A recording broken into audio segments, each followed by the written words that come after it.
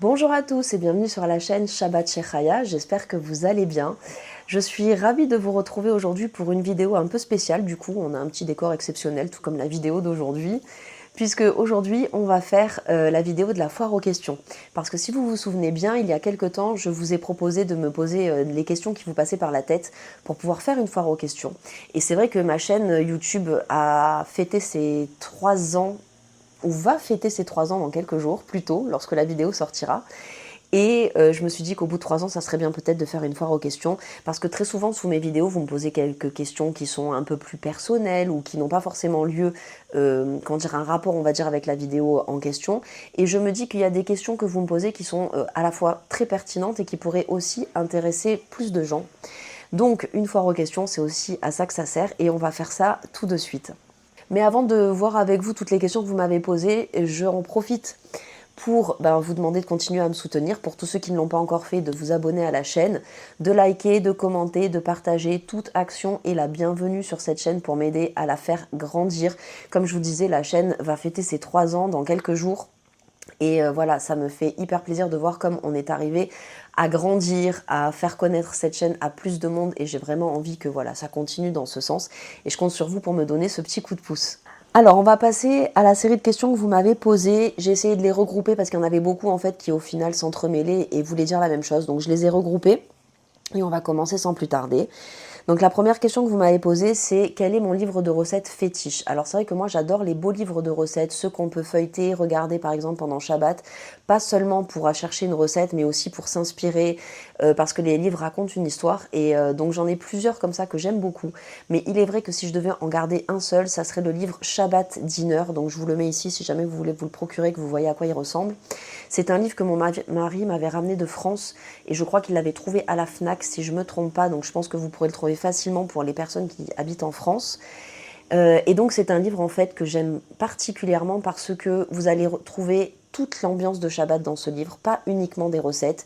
Il y a plein de choses d'autres qui sont expliquées sur les coutumes de Shabbat, pourquoi on fait ceci, comment on fait cela. Il y a beaucoup de recettes qui sont des recettes traditionnelles, il y a également beaucoup de recettes qui sont des recettes un peu plus novatrices pour des Shabbats un peu plus modernes. Et en fait, quoi que vous aimiez faire, c'est-à-dire des Shabbats très traditionnels ou des Shabbats un peu plus moderne et comme vous l'entendez, vous trouverez forcément des recettes qui feront votre bonheur. Il y a également une partie boulangerie dans le livre où on vous explique et on vous donne une tonne de recettes justement de boulangerie, donc pas que les chalotes, il y a plein de pains différents, etc. Et franchement, c'est une pépite. Voilà, ce livre, c'est une pépite. S'il vous en faut un pour commencer à cuisiner pour Shabbat, par exemple, ou dans la tradition culinaire juive, c'est ce livre qu'il vous faut. Deuxième question, parles-tu hébreu couramment? Alors, si vous avez vu ma vidéo sur l'Alia, vous connaissez déjà la réponse, donc je vais essayer de faire assez bref. En gros, je parle un hébreu basique qui me permet de m'en sortir pour faire mes courses, aller à la banque, aller à l'hôpital ou chez le médecin quand le besoin est là, pour parler également, échanger avec les professeurs de mes enfants. En gros, voilà, pour le quotidien, un hébreu basique très simple, mais à la fois qui se fait comprendre et qui suffit. Mais je n'irai pas jusqu'à dire que c'est un hébreu courant. J'ai plus de facilité à comprendre l'hébreu qu'à le parler parce que je ne le pratique pas au quotidien. Comme vous le savez, je travaille en français. Et du fait de travailler en français, je parle pas hébreu tous les jours. Et petit à petit, c'est vrai que si je l'entretiens pas, je le perds.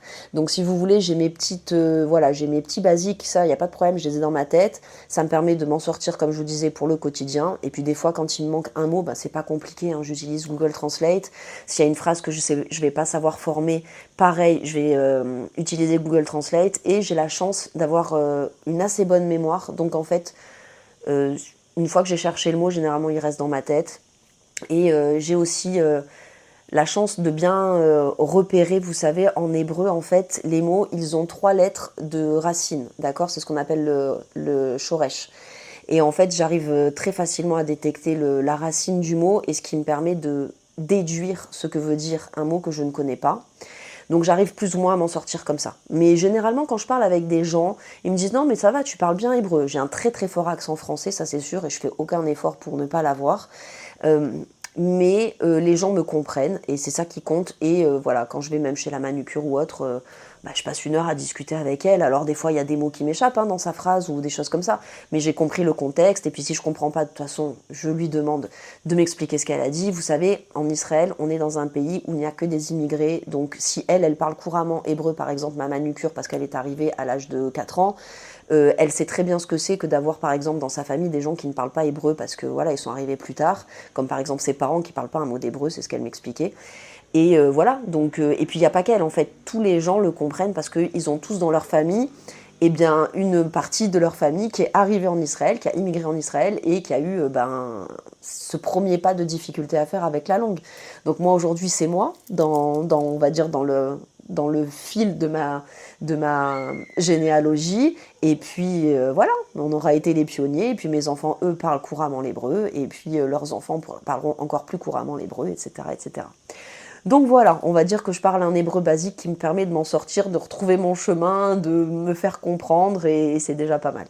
Alors, troisième question que vous m'avez posée, c'est dans quoi travaille mon mari ? Alors il est vrai que souvent je vous dis que mon mari m'a aidé sur certains projets, etc. C'est parce qu'en fait il est graphiste. Donc forcément pour tout ce qui va être, par exemple pour le e-book, il m'avait également un petit peu aidé. Le e-book gratuit que j'ai fait il y a maintenant plus d'1 an et que vous pouvez toujours récupérer. Vous trouverez toujours le lien sous mes vidéos en fait, vous pouvez toujours le récupérer, n'hésitez pas à aller voir. Il y a je crois 9 recettes dedans si je me souviens bien, c'est entièrement gratuit, vous pouvez le télécharger, récupérez-le, prenez-le, inspirez-vous, reproduisez les recettes et faites-vous plaisir. Et bref, donc c'est vrai que lui souvent, il va m'indiquer comment faire les choses par exemple sur Canva ou autre, ou même des fois c'est lui qui va le faire parce que c'est des choses qui sont trop compliquées pour moi.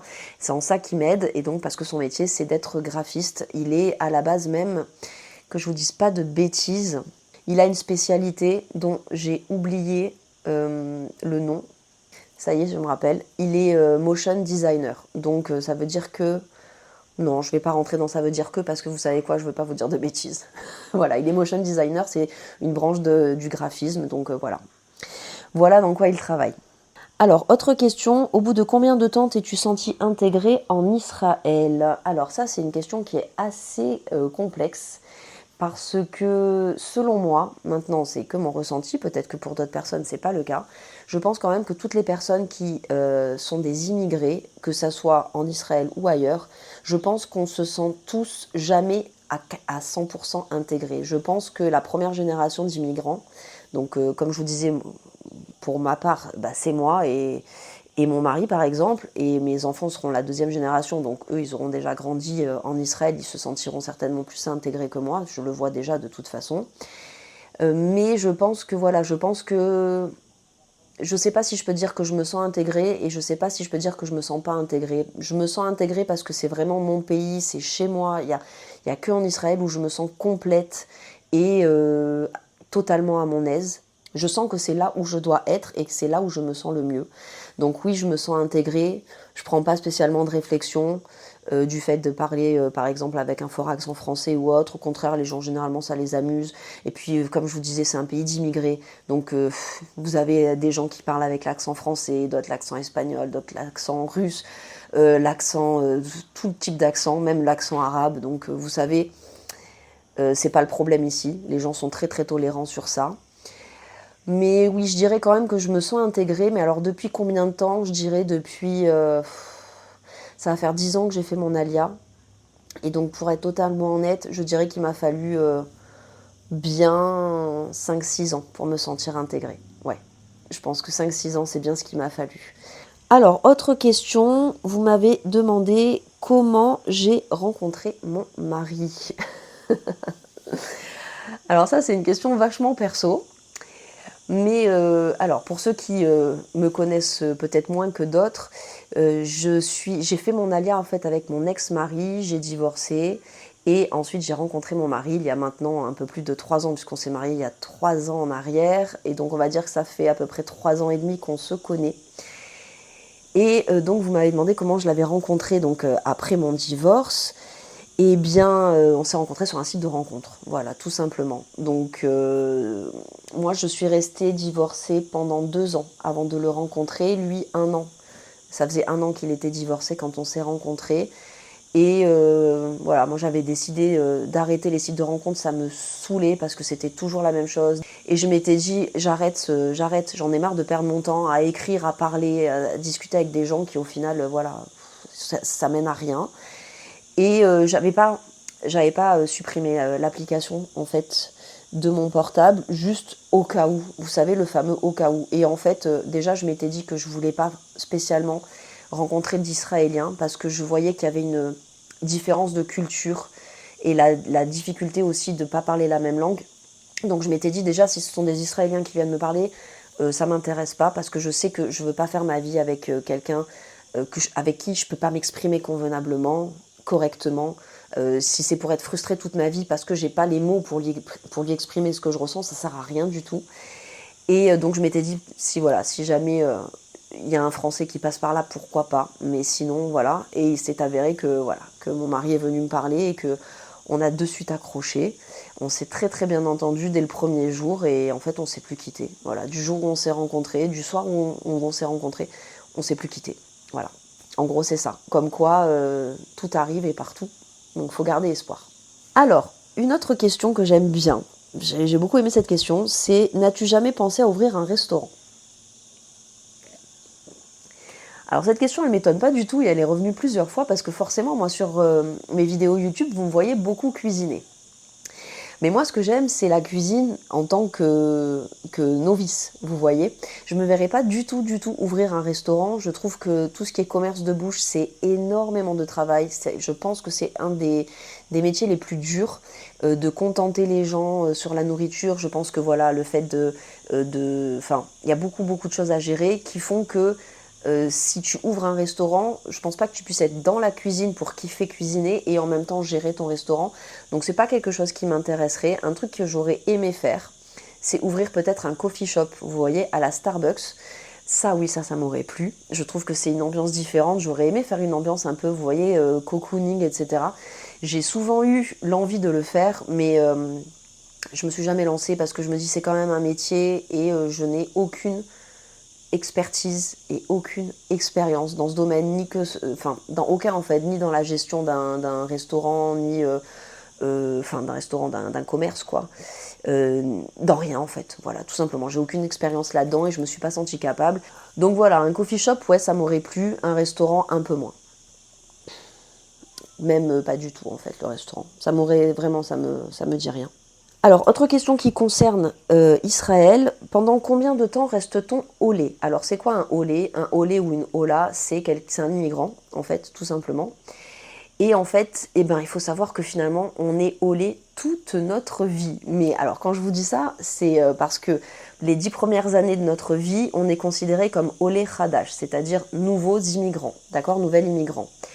Passé les 10 ans, vous êtes considéré comme olé vatique, c'est-à-dire un ancien immigrant. Mais quoi qu'il arrive, vous gardez votre titre d'immigrant. Sachant que ce titre, il ne change rien à votre vie, il n'apporte rien de plus ou de moins que si vous étiez né dans le pays et que vous n'avez pas immigré dans le pays. C'est juste un mot qu'on utilise pour se dire, toi, tu viens d'un autre pays à la base, donc tu as des racines différentes, tu as une culture différente, tu as autre chose à nous raconter que la vie en Israël. Mais en gros, on reste olé toute notre vie. Mais olé Khadash, donc nouvel immigrant, c'est pendant 10 ans. Et ça, c'est important de le savoir parce que vous avez certains droits qui ne courent que les 10 premières années de votre immigration. Donc ça, c'est important de le savoir, comme par exemple les droits à la formation. Vous avez une enveloppe, en fait, pour faire une formation, et c'est que les 10 premières années de votre alia que vous y avez droit. Passé les 10 ans, et cette enveloppe ne vous est plus due. Donc effectivement, si vous voulez vous former, c'est une très très bonne chose. Après, voilà, ça change rien en vrai. Vous savez, le pays, comme je vous disais, il est composé, je pense, à au moins la moitié, même plus, de la population qui est olé. Donc voilà, être olé ou ola, donc immigrant ou immigrante, ça change rien du tout à votre vie ici, si ce n'est pour vous apporter des droits. Voilà, tout simplement. Alors, dernière question que j'ai gardée pour la fin. C'est la question qui revient par rapport à mon podcast. Parce qu'il y a quelques temps, il y a 2 ou 3 vidéos en arrière, je vous annonçais que j'allais ouvrir un podcast, certainement dans le courant du mois de septembre ou octobre. Et donc vous m'avez posé plusieurs questions. Donc quel sera le thème du podcast, quel sujet on va aborder, sur quelle plateforme on pourra l'écouter, etc. Donc je vais vous expliquer un petit peu comment ça va se passer. Donc en fait le thème général du podcast, moi j'ai envie que ça soit vraiment le thème de la femme active, juive, moderne, religieuse, vous voyez, où on arrive à avoir cet équilibre, si équilibre il y a, je ne sais pas, mais en tout cas de jongler un petit peu entre que ce soit la religion, le travail, la famille, le mari, soi-même, et en même temps ce côté de vivre dans un monde moderne. Et en fait, ça ne va pas forcément concerner que les femmes juives. Je pense que beaucoup de femmes pourront se retrouver dans le thème général du podcast parce que c'est vraiment des sujets en fait qui vont concerner les femmes, ça c'est sûr. Et on va dire tous les challenges qu'on a à relever tout au long de notre vie, que ça soit plus jeune, plus âgé, avec des enfants, sans enfants, etc. Le travail, la famille, etc. Voilà, en gros ça va être ça, et c'est vraiment un podcast, on va dire entre guillemets féminin. Ça va certainement pas intéresser les hommes, mais voilà, j'aimerais que les femmes puissent s'y retrouver, que ce soit des sujets qui vous parlent, et que ça soit un thème en fait, enfin le thème général, voilà, je viens de vous l'expliquer, et les sujets, j'ai envie que ce soit des sujets qui vous permettent en fait de vous déculpabiliser sur plein de choses, ou de vous aider à avancer sur des choses sur lesquelles vous êtes bloqué, et comme je vous dis, sur, voilà, sur plusieurs sujets différents, le travail, la famille, euh, la religion bien sûr, enfin plein de choses. Vous allez voir, je peux pas vous dévoiler tous les sujets, puis je vous dis la vérité, je travaille encore beaucoup dessus sur justement les thèmes que je vais aborder. J'essaye de trouver des thèmes qui soient le plus pertinents pour le plus de femmes possible. Je voudrais l'amener vraiment à ce que ça vous permette en fait que ça soit pas juste quelque chose que vous avez écouté et puis basta, vous l'oubliez. Je veux que ce soit un truc un peu plus percutant, dans le sens où ça peut vous faire réfléchir, ou ça peut vous faire même changer d'avis sur certains sujets pour lesquels l'idée c'est pas de vous faire changer d'avis. Ce que je veux dire, c'est que ça puisse vous ouvrir une porte sur une autre façon de penser par exemple, ou même sur quelque chose que vous ne saviez même pas, et qui peut vous apporter aussi des solutions pour des problèmes que vous avez. Bref, c'est pour pouvoir discuter et vraiment aborder tous les sujets qui nous concernent, nous les femmes en fait, tout simplement. Alors sur quelle plateforme on va pouvoir l'écouter? Alors sachez qu'à la base, je vais les tourner pour les mettre sur YouTube, donc il n'y aura pas de problème, vous les verrez tout autant que les vidéos que vous voyez actuellement. J'ai pensé à conserver bien évidemment nos vidéos du dimanche, celle-là elle bouge pas, ça je pense que je vous l'avais déjà dit, et je pense que j'intégrerai un podcast, soit un podcast par mois pour commencer, et ça je le mettrai donc certainement le mercredi je pense. Et puis si j'arrive à en faire plus qu'un par mois, ça sera peut-être 2 par mois, mais je vais déjà m'en tenir à 1 par mois pour essayer de voir si j'arrive à tenir le rythme, parce que bien évidemment, vous vous en doutez, pour moi c'est un travail supplémentaire à fournir, mais j'ai très envie de le faire parce que j'y crois vraiment à ce projet, parce que je pense vraiment qu'il y a plein de choses qu'on n'ose pas forcément, des sujets qu'on n'ose pas forcément aborder, ou des choses qu'on n'arrive pas à avouer qu'on voit les choses de telle ou telle manière, alors qu'en fait on est toutes chacune dans notre coin à penser la même chose, mais personne ne le dit haut et fort. C'est pas du tout révolutionnaire, c'est pas du tout féministe, ça je vous le dis de suite, mais c'est pour aider les femmes. Voilà, on peut tout à fait aider les femmes sans être dans un extrême féminisme, ou dans un extrême dans une extrême révolution. Je vais pas révolutionner le monde, mais voilà, j'ai juste, vous savez d'ailleurs, vous l'avez vu très souvent dans mes vidéos, ça m'arrive de prendre la parole pour vous parler de certains sujets, des petites choses qui me passent par la tête, etc. Et j'ai envie de pouvoir les développer vraiment, voilà, dans un lieu, donc le podcast en question, qui sera plus propice en fait à pouvoir développer ces choses-là. Donc comme je vous disais, par contre, pour la plateforme YouTube, ça c'est sûr et certain. Et ensuite, il faut que j'étudie la question pour le mettre peut-être sur d'autres plateformes de podcast. Je vous avoue que je ne me suis pas encore penchée sur la question. Il faut que je regarde. Mais ce qui est sûr, c'est que pour vous, public de YouTube, quoi qu'il arrive, vous me trouverez ici. Ça, il n'y a pas de souci pour ça. Voilà les amis, j'espère que cette vidéo vous aura plu, j'espère que voilà, j'ai répondu à la plupart des questions qui m'avaient été posées. Je pense que je n'en ai pas mis une seule de côté, c'est juste que parfois j'ai rassemblé parce qu'elles se croisaient. Et voilà, j'espère que ça vous aura apporté les réponses que vous attendiez. De mon côté, ça m'a fait plaisir de le faire également. C'est vrai qu'au bout de 3 ans où j'avais ma chaîne YouTube, je me suis dit qu'il était peut-être temps de me livrer un petit peu plus, mais quand même ça va, vous avez été hyper respectueux, vous m'avez pas posé trop de questions hyper personnelles ou ce genre de choses, mais vraiment Ce qui est sûr, c'est que ça m'a fait plaisir de faire cette vidéo et j'espère que ça sera le cas pour vous aussi. J'en profite, les amis, pour vous dire que la prochaine vidéo que vous allez voir sur ma chaîne, c'est une vidéo révélation. Donc, surtout, abonnez-vous si ce n'est pas déjà fait pour pouvoir ne pas rater en fait la prochaine vidéo parce que vraiment, comment dire, je vous dévoile un projet sur lequel je travaille depuis un petit moment. Et je pense que ça va vous plaire, donc restez bien connectés, abonnez-vous dès maintenant, activez la cloche des notifications pour ne pas rater la prochaine vidéo. Et on se retrouve la semaine prochaine pour parler plus précisément de ce projet. Mais d'ici là, je vous fais plein de gros bisous et je vous dis à la semaine prochaine. Bisous!